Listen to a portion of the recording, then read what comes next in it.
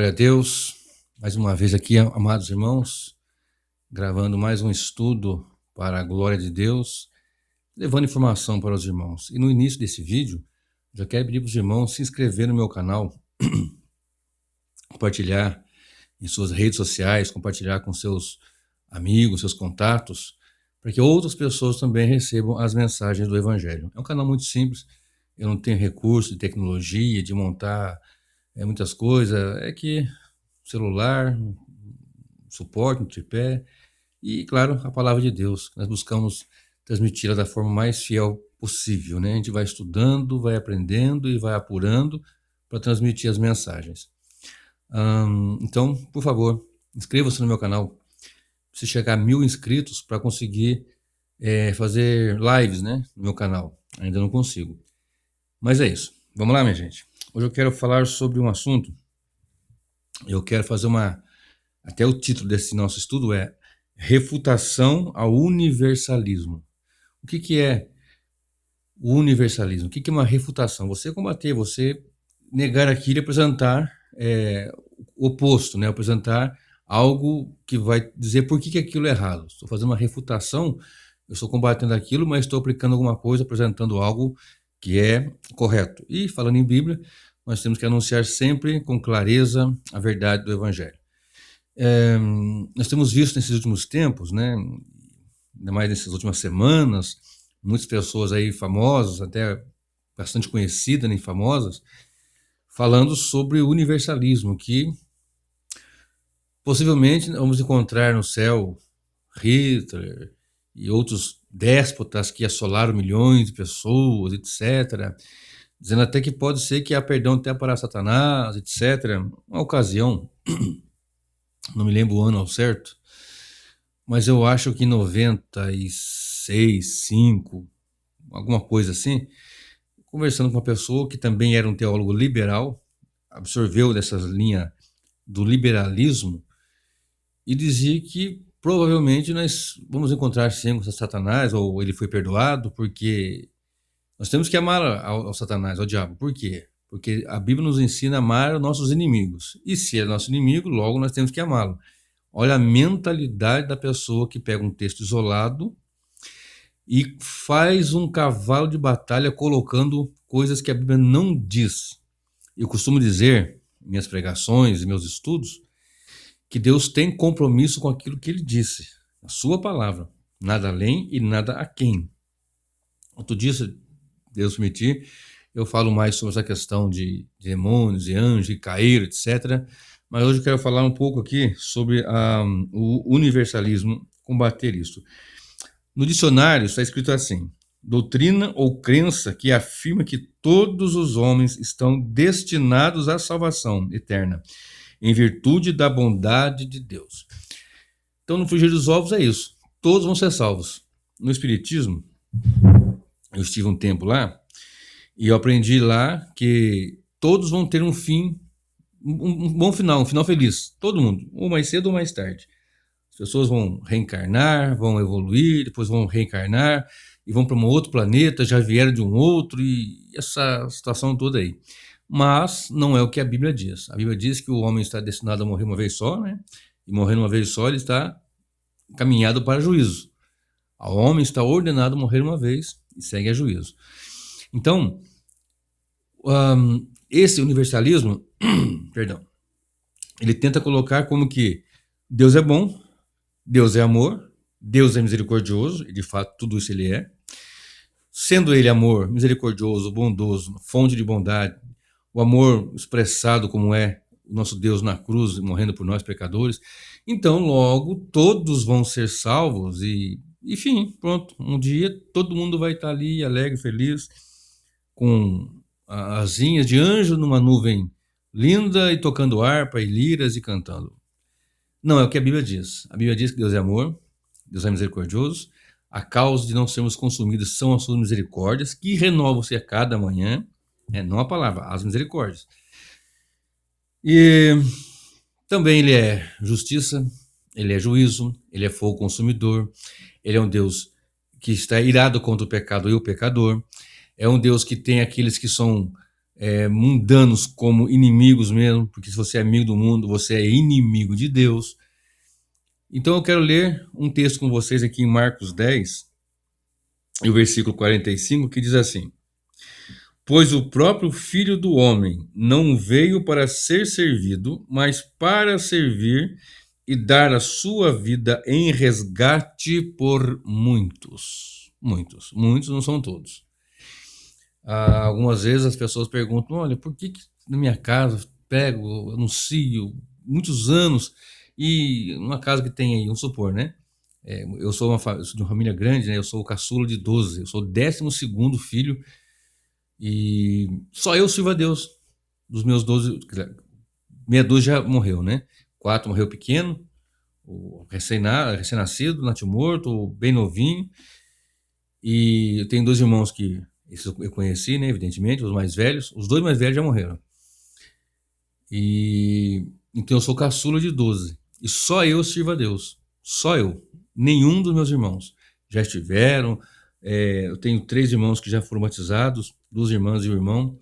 Eu tenho outros 2 que nunca foram para o Evangelho, nunca estiveram na graça do Evangelho, nunca. E 3 já estiveram por um período de tempo e não estão, né? Não estão mais. Eu tenho um irmão que ficou, se eu não tenho, acho que 16 ou 20 anos, acho que 20 anos numa igreja.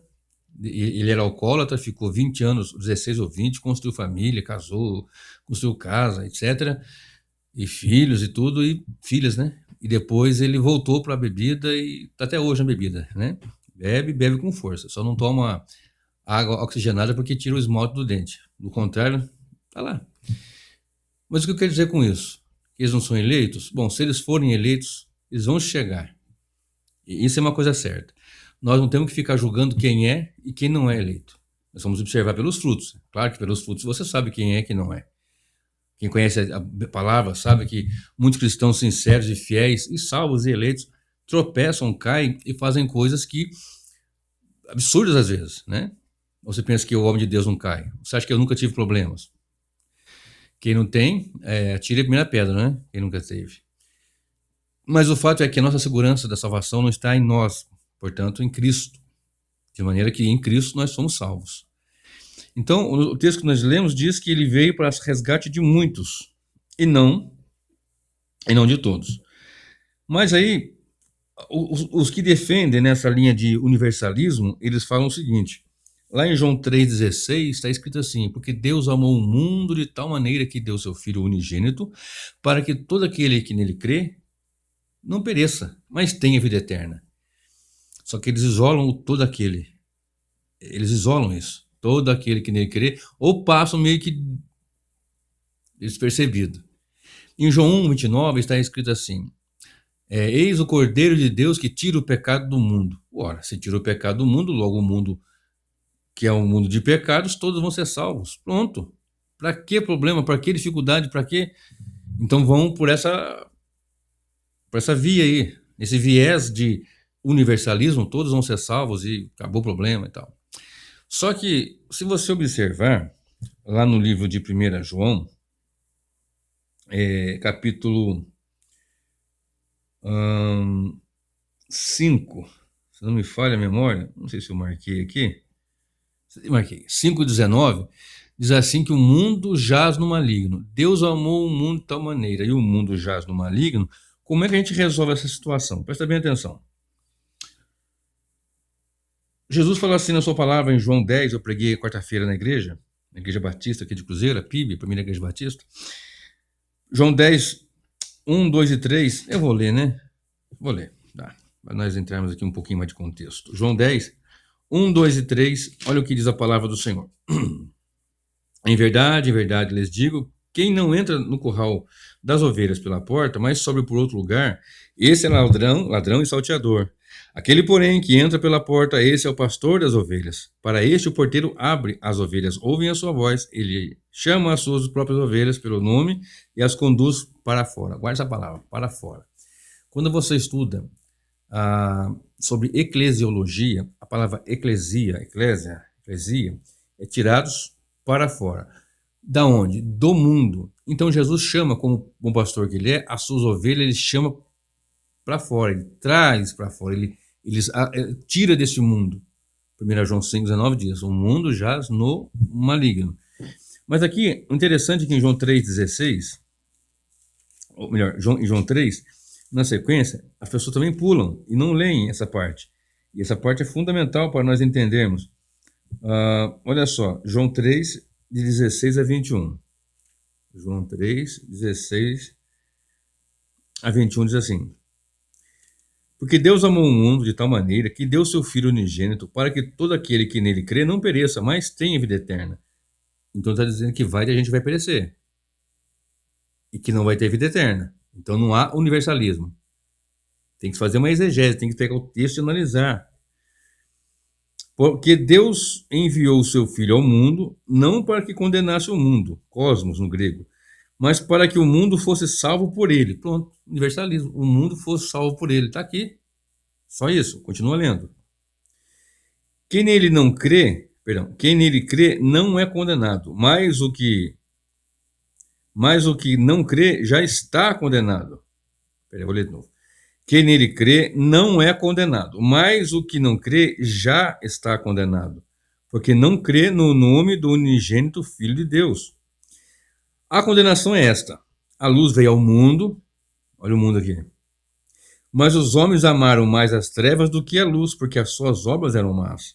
Pois todo aquele que pratica o mal detesta a luz e não se aproxima da luz, para que as suas obras não sejam reprovadas. Quem pratica a verdade se aproxima da luz, para que as suas obras sejam manifestas, porque são feitas em Deus. Então aqui nós temos a verdade e luz. Jesus é a luz do mundo, é o caminho, a verdade e a vida.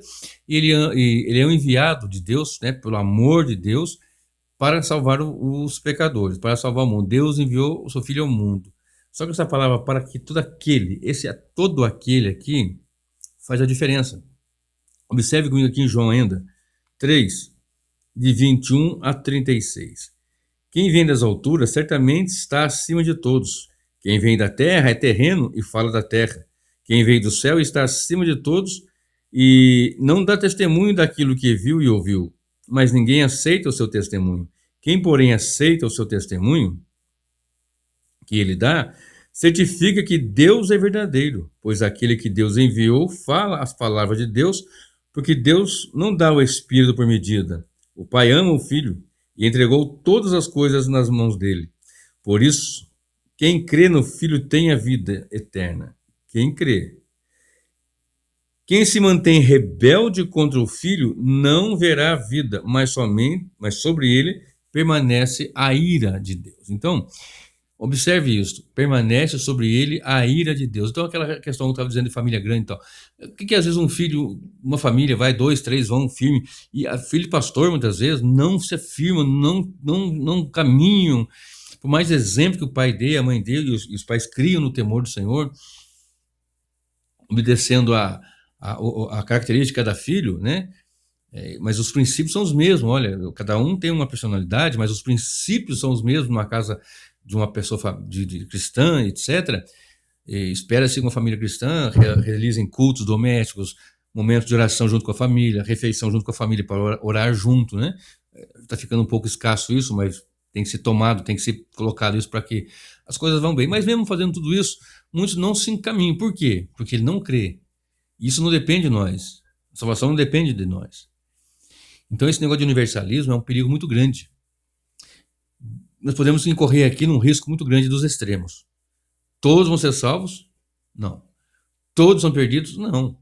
Temos que vão ser salvos e temos que vão ser perdidos. E eu posso julgar segundo a reta justiça. Olhar, bom, a pessoa que está ali fazendo tudo o contrário que diz a palavra, como é que faz? Agora, se ele é um eleito, eu já não sei. Porque se ele for um eleito de Deus, um escolhido pelo Senhor para a salvação, ele vai chegar à salvação, porque Deus nos garante a sua palavra lá em João, né, em João aqui, que das ovelhas que o Pai deu ao Filho, nenhuma vai se perder. Todo aquele que vem ao Filho, de maneira alguma ele lançará fora, e ninguém vai arrancar das mãos dele, do Senhor. Então, observe. Olha o que diz aqui, em 1 Timóteo, capítulo 2, de 1 a 6. 1 Timóteo, capítulo 2, de 1 a 6. E só para concluir essa questão do mundo aqui. Então, que mundo é esse, né? Porque Deus amou o mundo de maneira, o mundo jaz no maligno. Olha só o que diz aqui, na palavra do Senhor, com relação ao mundo, né? Jesus fala na sua palavra que o mundo, ele odeia a igreja, ele odeia os crentes. Então, que mundo é esse que ele amou? Como é que fica essa questão de mundo? Fica meio confuso na mente das pessoas, muitas vezes. Fica um pouco confuso. Eu só olhar assim, Deus amou o mundo, mas o mundo jaz no maligno, e vocês não são do mundo, e o mundo vos odeia. Olha só, João 15, 18. Se o mundo odeia vocês, palavra mundo aqui, saibam que antes de odiar vocês, odiou a mim. Se vocês fossem do mundo, se vocês fossem. O mundo amaria o que era seu, mas vocês não são do mundo. Pelo contrário, eu dele os escolhi, do mundo. E por isso o mundo odeia vocês. Então, isso aqui nos faz refletir um pouquinho. Então, o que é esse mundo que o Senhor Deus amou e enviou seu Filho? Você vai estudar, você vai observar alguns escritores como Benjamin Warfield, ele fala uma questão aqui, ele dá umas explicações, eu acho bem interessante, mas eu discordo um pouquinho dele. Não vou aqui abrir toda essa questão, porque nem vai dar tempo, não quero que fique muito extenso, estou tentando fazer vídeos mais curtos, mas observe, se o mundo jaz no maligno, se Jesus tira os discípulos para fora, tira do mundo, os crentes, a igreja, do mundo, e o mundo odeia porque ele resgatou do mundo, e que mundo é esse então? Porque onde eu chego com esse mundo? Eu só posso chegar nesse mundo olhando para Efésios 1, olha só, 4 e 5, vamos lá. Efésios capítulo 1, versículo 4 e versículo 5. Efésios 1, 4 e 5. Olha o 3, né? Bendito seja Deus e Pai de nosso Senhor Jesus Cristo, que nos abençoou com todas as bênçãos espirituais nas regiões celestiais em Cristo. Antes da fundação do mundo, Deus nos escolheu nele para sermos santos e irrepreensíveis diante dele. Em amor nos predestinou para ele, para sermos adotados como seus filhos por meio de Jesus Cristo, segundo o propósito da sua vontade. Vou parar aqui. Então, esse mundo aqui eu só posso entender se você estudar mesmo, se você meter a cara nos livros e buscar mesmo nas escrituras, estudar e pesquisar mesmo, inevitavelmente você vai chegar que este mundo aqui são os eleitos. Claro que vai haver objeções, oposições, não é isso, não é isso, mas você vai observar, peraí, o mundo no maligno, o mundo nos odeia, ele tirou do mundo, chamado para fora da onde, né? Amizade com o mundo é inimizade contra Deus. Logo, só pode ser os que Deus escolheu, conforme Efésios 1, que eu li, né, de 3 a 5. Pois bem, observe comigo o que está escrito em 1 Timóteo 2, de 1 a 6, que é um texto que é usado por aqueles que acreditam no universalismo. Repetindo, universalismo é a crença de que todos os homens vão ser salvos, porque Deus amou o mundo, eis o Cordeiro de Deus que tira o pecado do mundo, então acabou. Seja o que for, ele vai ser salvo. Observe, 1 Timóteo 2, de 1 a 6, diz assim a palavra. Antes de tudo, peço que se façam súplicas, orações, intercessões e ações de graças em favor de todas as pessoas. Orem em favor dos reis e de todos os que exercem autoridade, para que vivamos vida mansa e tranquila com toda piedade e respeito. Isto é bom e aceitável diante de Deus, nosso Salvador, que deseja que todos sejam salvos e cheguem ao pleno conhecimento da verdade, porque há um só Deus e um só mediador entre Deus e a humanidade, Cristo Jesus, homem, que deu a si mesmo em resgate por todos, testemunho que se deve dar em tempos oportunos. Para isto fui designado pregador e apóstolo. Afirmo a verdade, não minto, mestre dos gentios e na fé na verdade. Acabei lendo 7 também. Então, veja bem, aqui está dizendo que Deus que deseja que todos sejam salvos. E o versículo 6 diz que deu a si mesmo em resgate por todos. Ora, Deus deseja que todos sejam salvos e deu ao Filho a vida por resgate por todos. Acabou. Aqui é universalismo. Por isso que eu digo sempre, se você não observar o contexto, vai acontecer confusão, vai entrar em parafuso. E para se ministrar, irmãos, a gente busca Deus em oração, estuda, pesquisa, vem anos estudando, e quando vai montar um estudo, passa muito tempo. A caso de ficar até mais de uma semana para preparar um sermão de 1 hora, de 40 minutos, meia hora. Então, observe isto. Se todos vão ser salvos aqui, o texto está dizendo, né? Que quer que todos sejam salvos porque ele deu a vida em resgate por todos, acabou. A Bíblia nos informa assim, lá em Isaías, né? Operando Deus, quem impedirá? Quem pode impedir os seus planos? Quem dirá o caco de barro para o oleiro? Quem pode impedir a ação de Deus? Alguém que diga assim, não, se o homem não quiser, Deus não pode agir. Absolutamente, queridos. Deus pode agir, o homem querendo ou não, porque Deus é Senhor e soberano. A soberania divina está acima dessa arrogância humana de dizer, se eu não quiser, Deus não quer, é capaz. Para com isso. Para com isso. Às vezes as pessoas ficam com problemas financeiros, familiares, doença, alguma coisa. Onde está Deus? No trono de glória. No trono de glória. Ah, mas por que Deus... Ele é Senhor.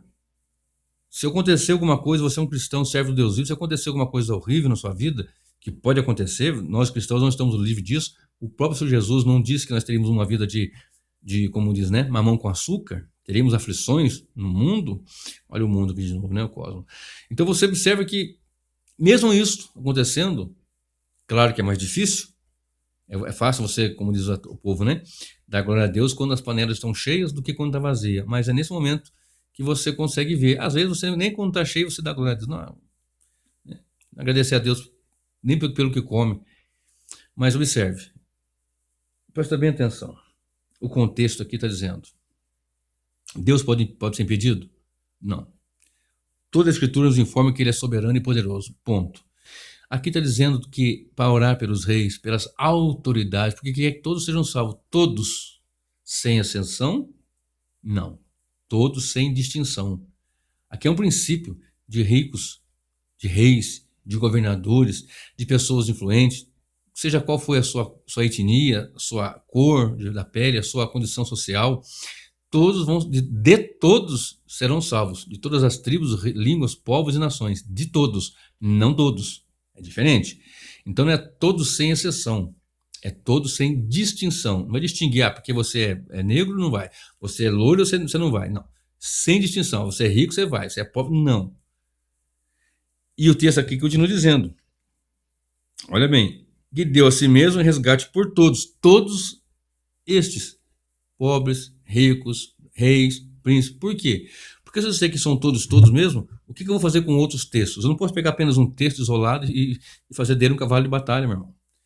Então eu tenho que observar que muitos vão ser salvos, dentre os ricos e dentre os pobres, influentes e anônimos, que nunca vai saber quem é, a não ser na eternidade. Agora, observe, tem um outro texto também,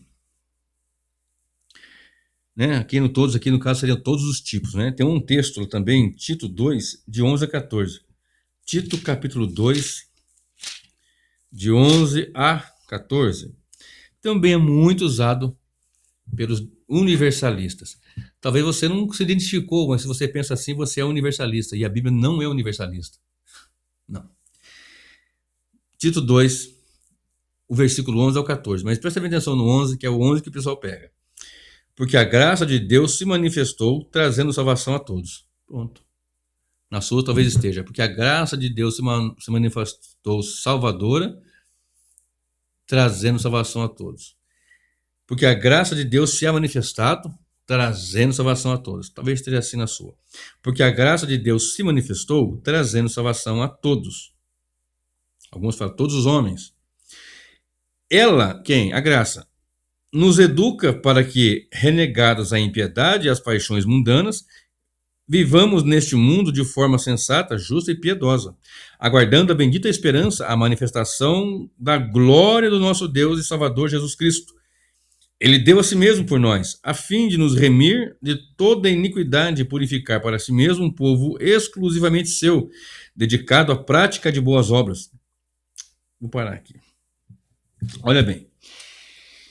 Porque a graça de Deus se mostrou, se revelou, se manifestou salvadora, trazendo salvação a todos os homens. Pronto. Então acabou o inferno. Para que inferno? Para que o lago que arde com fogo e enxofre? Né? Observe.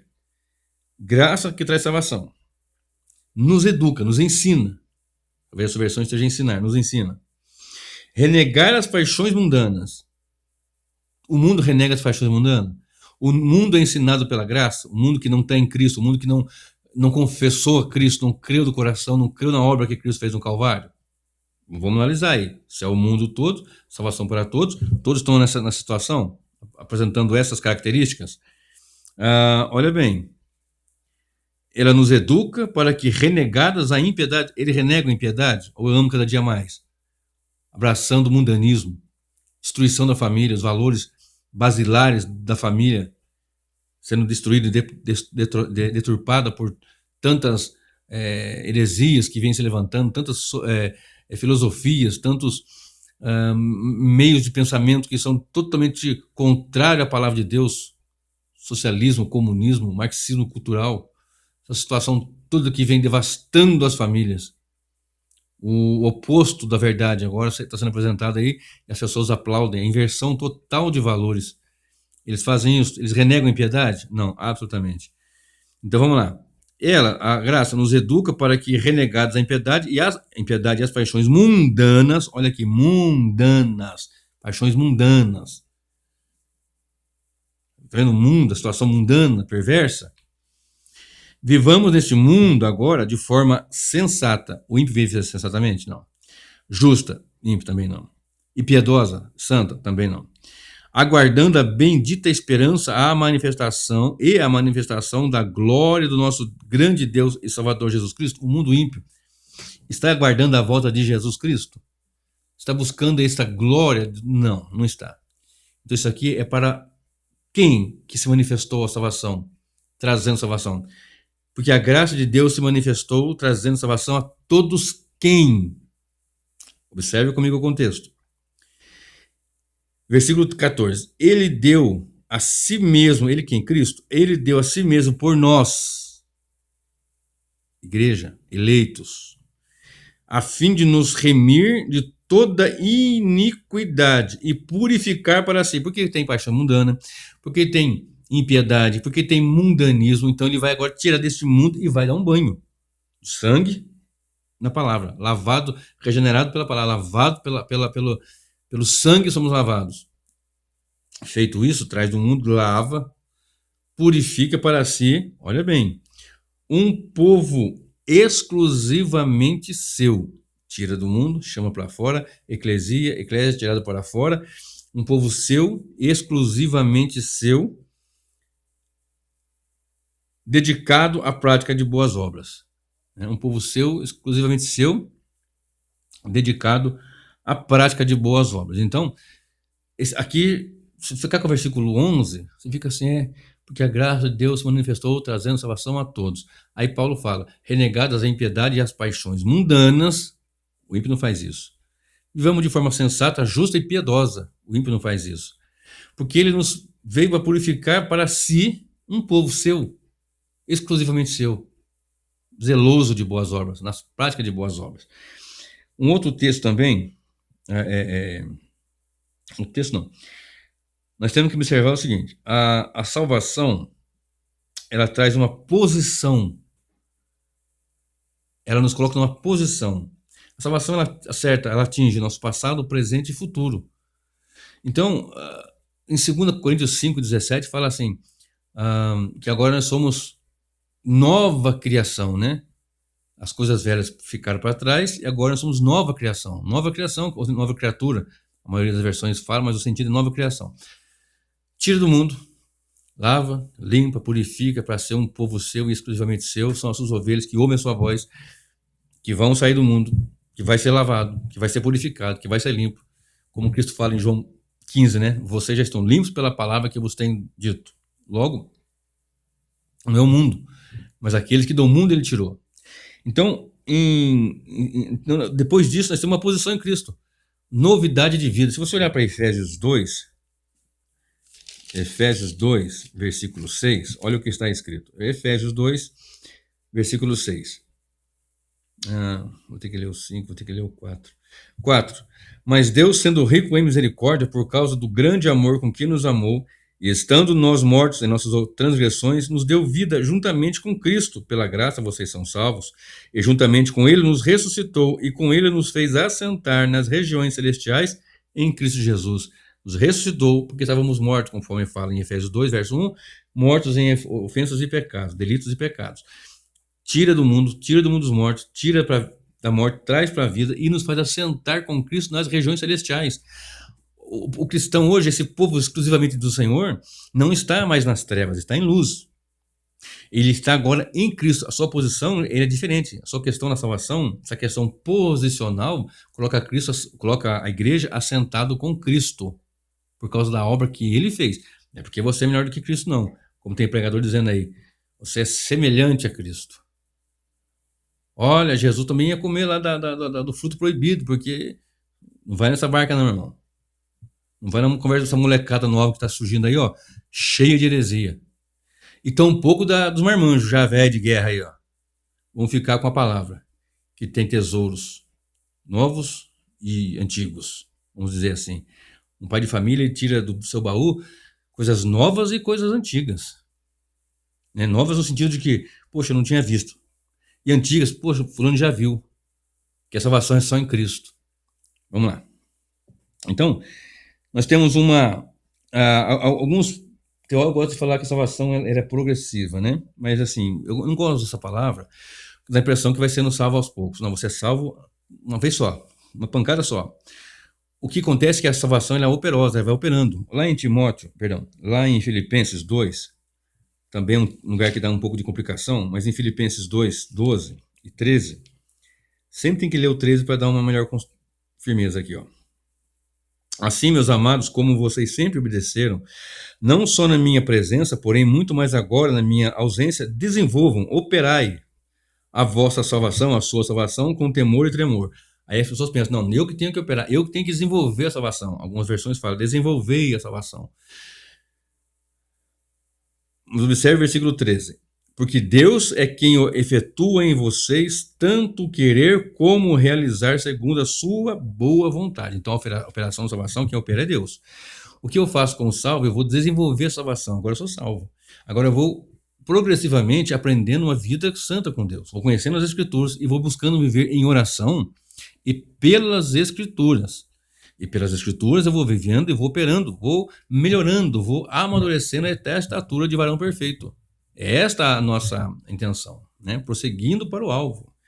Pois bem, e também ela é perfeitiva, né? Perfeita.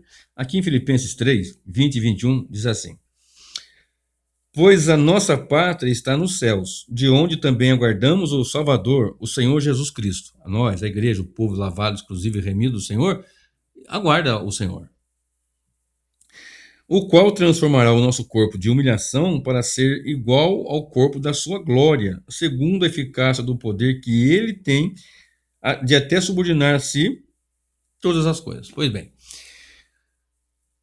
eu sou salvo em Cristo. Desenvolvo, opero essa salvação com vida com Deus, com comunhão com Deus, com comunhão com os santos, com a presença da palavra, com mútuo com aconselhamento com os santos, pela palavra e assim por diante. E essa salvação que atinge meu passado, o presente e o futuro, hoje, meu querido, nós vencemos o poder do pecado por Cristo. O poder do pecado é vencido com glória. Hoje existe ainda a presença do pecado. E essa presença do pecado, por isso que nós falhamos, nós pecamos com pensamentos, com palavras, com atitude, com omissão, com ação. Nós erramos, muitas vezes caímos pesado, adultério.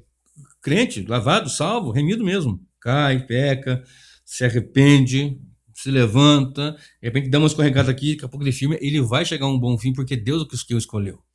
E depois ele vai ter uma caminhada com Deus firme. O ladrão da cruz, naquele dia na cruz lá, meu querido, foi o dia que Deus decretou para aquele dia da salvação dele.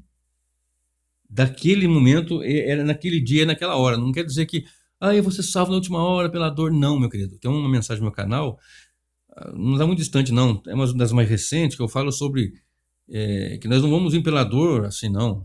Não é pela dor que a gente vem, não. A gente vem se for pela dor de Cristo, sim, mas pelo amor de Deus e pela dor do Senhor Jesus na cruz. Né? Não tem mérito em um homem. Eu fui porque eu tinha tanto dinheiro que deu vontade de vir para Deus com amor. Não. Aí eu estava com tanta dificuldade, tanta luta, tanta doença, desemprego, família e tal. Eu dei vontade de. Não. Não. Nós vemos porque Ele nos chamou. Vamos lá. Em Romanos 8, e o versículo 8, olha o que diz. Romanos 8, só para nós concretizarmos aqui um pouquinho essa parte da glória, né? Romanos 8, 18, diz assim. Deixa eu achar aqui. Porque para mim tenho por certo que os sofrimentos do tempo presente não são para ser comparados com a glória a ser revelada em nós. Então, essa glória que vai se revelar em nós, quando Cristo voltar, que nós vamos ter aquele corpo de glória, aí o poder do pecado, ele vai ser totalmente aniquilado de fato, porque hoje ainda nós somos salvos. O poder do pecado já não domina mais, não domine mais o pecado em vosso corpo mortal, mas nós temos ainda, o pecado ainda tem essa presença em nossas vidas, infelizmente. Por isso que um cristão faz o que faz porque ele é pecador. Ele não peca porque, ele não é pecador porque peca, ele peca porque é pecador, mas agora ele está em Cristo. São os méritos de Cristo que nos garante a salvação. Note bem comigo, para nós já irmos encerrando aqui, essa questão do universalismo. Então, não serão todos salvos. Serão salvos aquele que Deus elegeu, escolheu, pronto. E vão dar ouvido à voz do Senhor.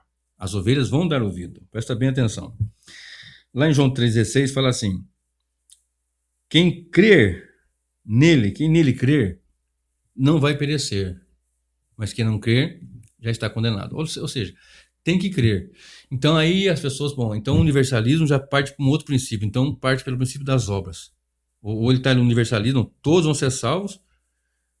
Porque se você pensar, muita gente crê de alguma forma, em alguma medida. Não, eu creio em Jesus. Eu sou cristão. Se soubesse bem o que quer dizer essa palavra, não falaria isso aí assim, né? Pessoas que não têm nenhum compromisso com Cristo. Mas quem nele crer, esse crer aqui, não é que eu acredito que tem uma luz acesa ali, eu acredito que não é esse crer, essa fé, pela graça sois salvos mediante a fé. Você não é salvo pela fé, você é salvo pela graça. É meio da graça, um dos meios da graça é a fé. E o que é essa fé? Acreditar, a fé na verdade aqui, eu não sei se eu já fiz no meu canal, mas se não fiz, eu devo fazer um momento desse, sobre o que é essa fé aqui. Esse conceito de fé aqui não é apenas acreditar, é o conceito da fé bíblica, do conhecimento, do esclarecimento do evangelho para o pecador. Agora observe, quem crer em Jesus, na sua obra redentora na cruz, porque essa obra redentora traz a salvação. Olha o que diz Romanos 10. Romanos 10, do versículo 9 a 13. Romanos 10, 9 a 13. Se com a boca você confessar Jesus como Senhor e em seu coração crer que Deus o ressuscitou dentre os mortos, você será salvo.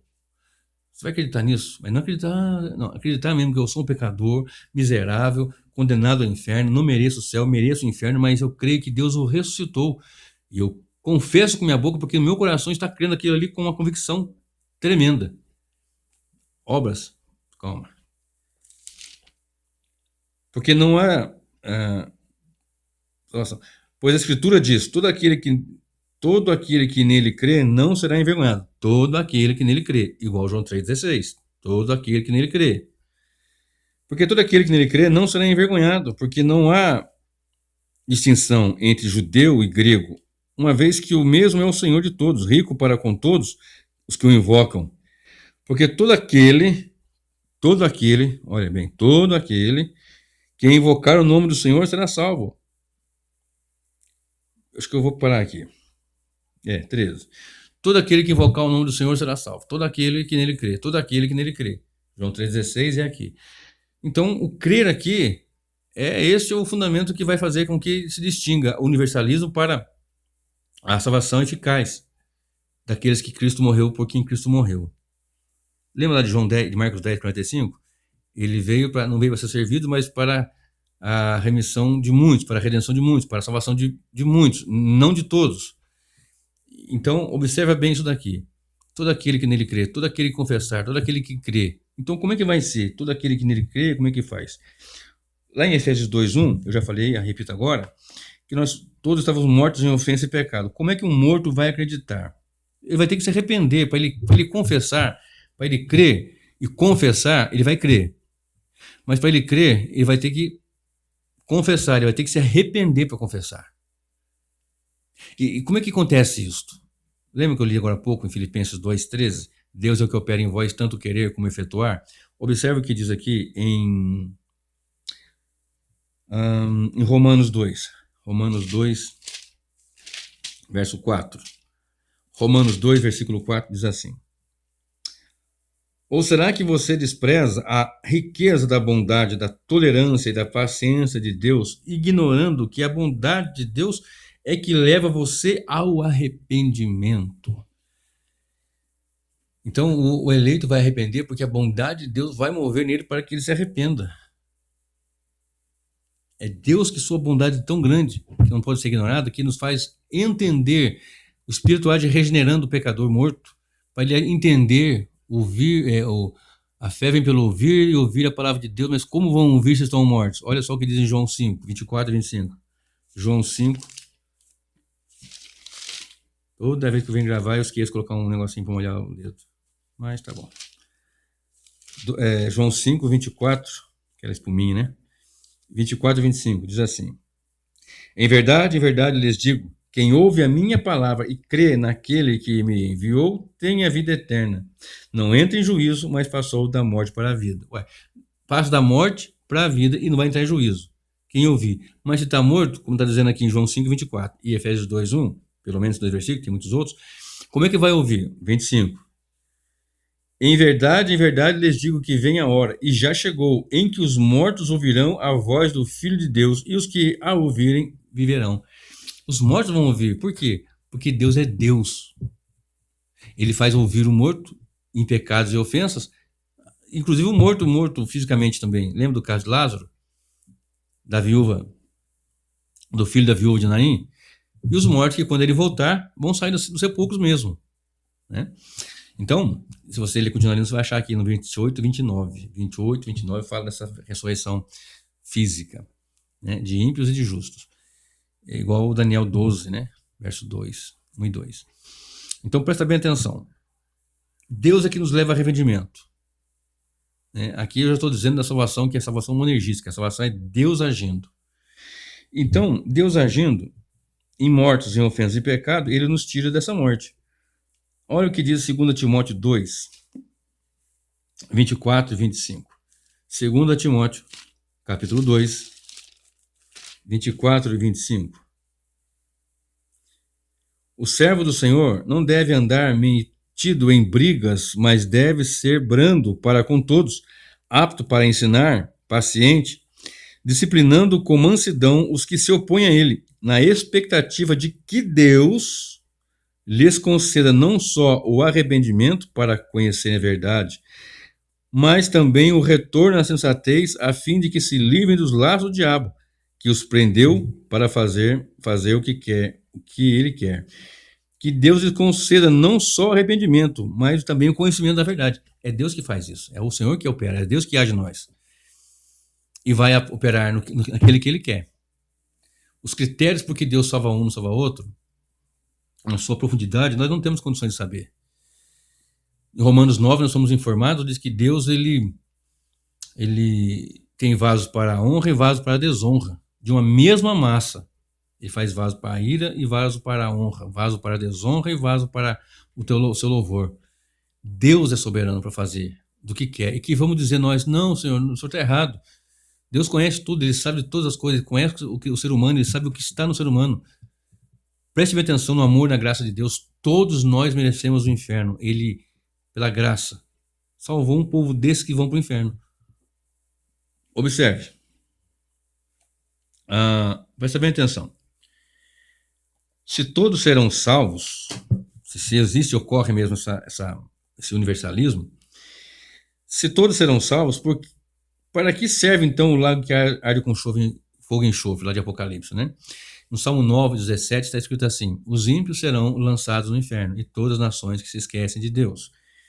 Em Mateus 25, 41, para os bodes à esquerda, depois você lê com calma, o Senhor diz assim: no grande dia do juízo, apartai-vos de mim, vós que praticais iniquidade, apartai-vos de mim, para o lago que arde com fogo e enxofre, para o lago de fogo, para o fogo eterno, preparado para o diabo e seus anjos. Se você olhar para Apocalipse 20, do versículo 11 ao versículo 15, você vai ver do trono branco, e viu um grande trono branco, cuja presença fugiu a terra e o céu, e vai descrevendo ali coisas terríveis e tremendas, e deu a morte, deu o mar, os mortos que nele havia, a morte e o inferno deram os mortos que nele haviam, e abriram-se os livros, e abriu-se ainda outro livro. E os mortos foram julgados pelas coisas que estavam escritas no livro, e todo aquele que não foi achado inscrito no livro foi lançado no lago que arde com fogo e enxofre, o que é a segunda morte. Então observe isso, para você ler do versículo 11 ao 15. Observe isso: todo aquele que nele crê não entra em condenação, está salvo. Todo aquele que nele crê tem o nome no livro da vida. E eu quero te dizer, outro dia eu faço uma mensagem só mais para isso, mas esse nome já está escrito desde a fundação. Você vai achar isso lá em Apocalipse 13. Vamos ler? Não está marcado aqui no meu esboço, mas já citei. Apocalipse 13, verso 8. Diz assim, cadê? Falando da besta, né? E ela será adorada por todos que habitam sobre a terra, aqueles que, desde a fundação do mundo, não tiveram seu nome escrito no livro da vida do Cordeiro, que foi morto. A besta vai ser adorada por todos aqueles que, desde a fundação do mundo, não tiveram. Então, desde a fundação do mundo, quem tem, já tem. Outro dia eu falo sobre isso daí, para não abrir muito leque aqui, para dar, né, margem para muitas questões aqui. Então, todo aquele que nele crê não vai entrar em condenação. Quem nele não crê já está debaixo de condenação, já está debaixo da ira. Então não tem como você falar que há universalismo. Tem como dizer que Deus salva um povo seu, lava, purifica, santifica, faz habitar em nós o seu Espírito habita em nós, a igreja, e pelos méritos do Senhor Jesus nós somos salvos. Agora vamos lá. O poder poder, né, no sangue de Jesus para salvar todos, porém ele, dentre todos os perdidos, resolveu salvar muitos. Se você ler lá em Isaías 53, 11 e 12, vamos ler. Isaías 53, versículo 11 e versículo 12. É bastante interessante ler esse texto aqui, que é um texto messiânico, né? O profeta Isaías é conhecido como profeta messiânico. 11. Ele verá o fruto do trabalho da sua alma e ficará satisfeito. O meu servo, o justo, com o seu conhecimento justificará muitos, não todos, porque a iniquidade deles levará sobre si. Por isso, eu lhes darei a sua parte com os grandes e com os poderosos. Ele repartirá o despojo, pois derramou a sua alma na morte e foi contado com os transgressores. Contudo, levou sobre si os pecados de muitos e pelos transgressores intercedeu. Ponto. Então não são todos, são muitos. Em Mateus 20, verso 28, diz que também ele não veio para servir, mas para dar sua vida em resgate por muitos. E Marcos 14, 24 diz que na questão da ceia, né? Na primeira ceia, as pessoas têm o costume de dizer na última ceia. Não, foi a primeira ceia, foi a última Páscoa. A gente estava começando abrindo ali, então, no caso, a nova aliança, né? Ele estava ratificando ali o sangue da nova aliança, do sangue derramado por muitos. Eu vou ler este, Marcos 14, 24. Vamos ler isso aqui. Marcos 14, 24. Cadê? Aqui. 3, 4. Então ele disse: isto é meu sangue, o sangue da aliança derramado em favor de muitos. Não são todos. Se fosse todos, lá na cruz mesmo tinha dois. Os dois estavam zombando. De repente Senhor, peraí, ô fulano, você está zombando dele aí? Nós temos igual aqui, pede igualdade. Ele não, ele é justo. Lembra-te de mim, Senhor, quando entras no seu reino, ou quando vier no teu reino, depende da versão. Aí o Senhor fala, hoje mesmo estava comigo no paraíso. Por que o outro não, se era universalismo, né? Tome cuidado com essas coisas, irmãos. Nós temos que lutar Nós tivemos, hoje é dia 1º, não, hoje é dia 2, né? 2 de outubro. Fizemos agora, sábado, comemoramos 503 anos da Reforma Protestante. E esse ano de 2020, o ano difícil, né? Muito difícil por causa de várias questões, principalmente da questão da Covid-19, da pandemia, que ainda estamos nela. Muita gente morreu. Eu perdi amigos salvos, servo de Deus, salvo em Cristo. Perdi minha sogra, que temia o Senhor também, por causa da Covid. Mas uma coisa também que está acontecendo nesse tempo é muita heresia. O paganismo vem se avultando. O mundo vem se avultando em pecados, em distanciamento de Deus.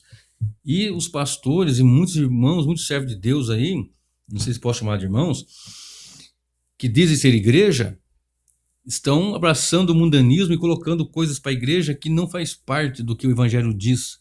Vem com uma teologia que a massagem dela faz bem para o ser humano, que faz muito bem. Ai, como eu sou bom, mas não é, meu irmão, você é pecador terrível. E se não fosse a graça de Deus, nós iríamos para o inferno. Então nós temos que buscar a Deus para vivermos uma vida santa com o Senhor.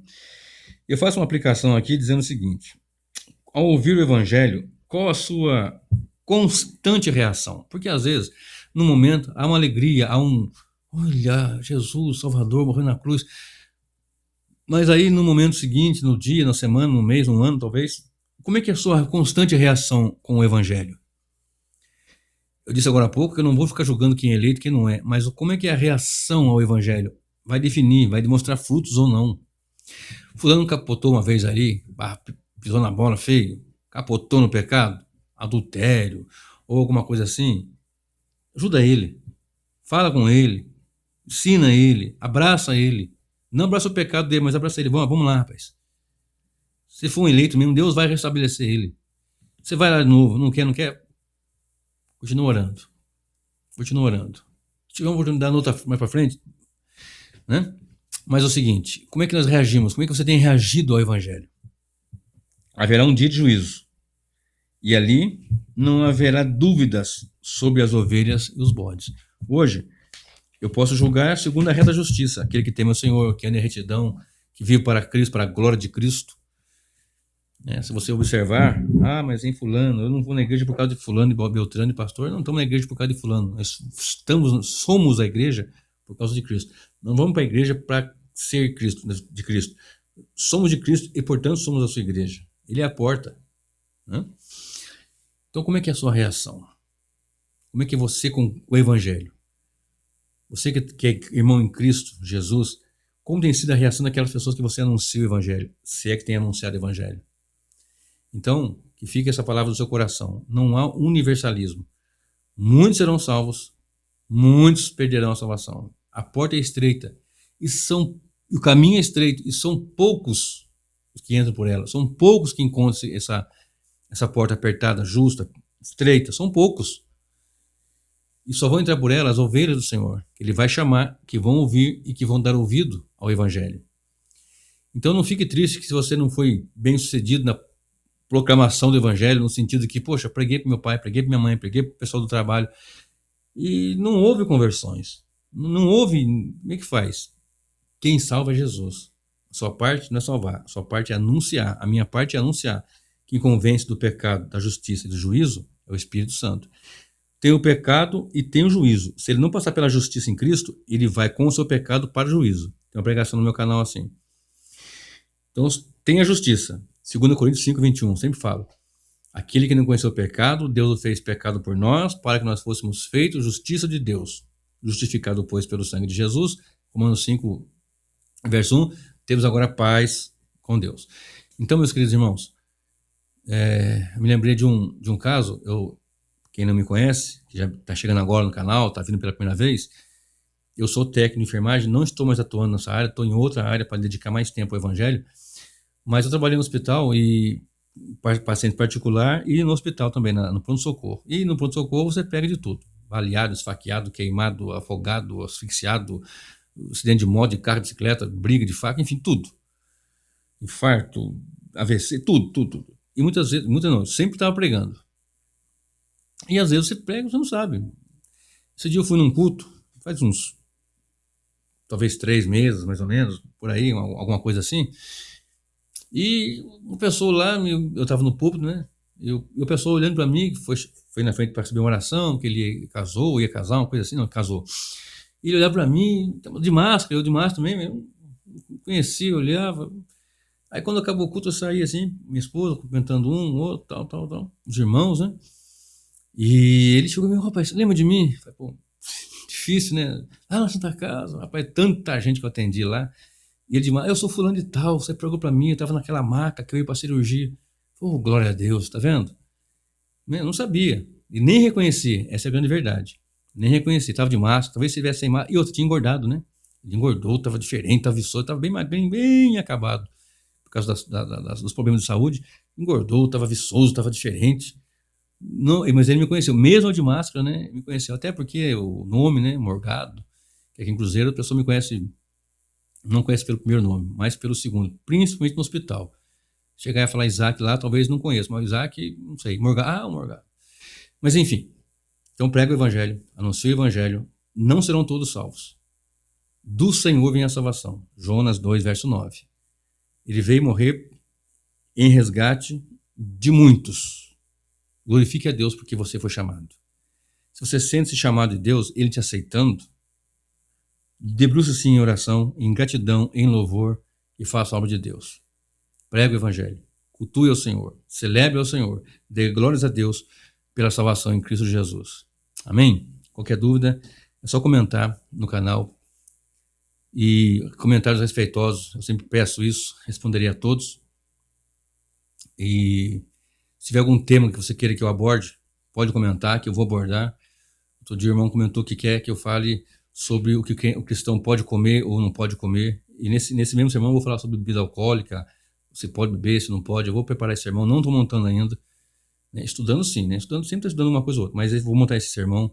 Já me pediram sobre divórcio, já me perguntaram sobre divórcio no casamento, sobre uma série de coisas.